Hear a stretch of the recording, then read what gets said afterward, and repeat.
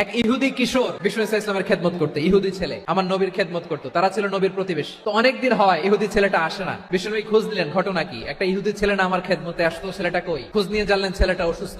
বিষ্ণু ইসলাম ওই ইহুদির বাড়িতে চলে গেলেন ওই ছেলেটাকে দেখা করার জন্য, ভিজিট করার জন্য। সুবহানাল্লাহ পড়বেন না?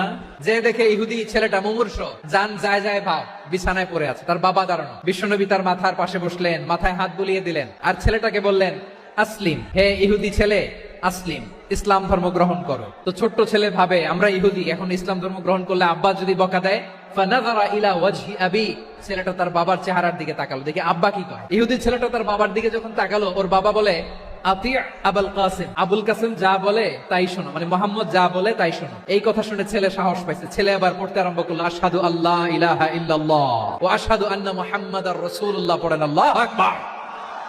বিশ্বনবীর আহ্বান শুনে ওই আহ্বানে সাড়া দিয়ে ইহুদি ছেলে শাহাদা পড়ে মুসলমান হয়ে গেল। তার হৃদয়টারে ইমানের নূর দিয়ে আলোকিত করে দিল কে?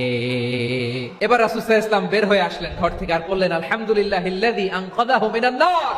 প্রশংসা সে আল্লাহ, যে আল্লাহ জাহান্নামে চলে যাচ্ছিল প্রায়, এমন একটা লোককে মুহূর্তের মধ্যে কালেমায়ে শাহাদাতের বদৌলতে জান্নাতি বানায় দিলেন। আওয়াজ করে পড়েন সুবহানাল্লাহ।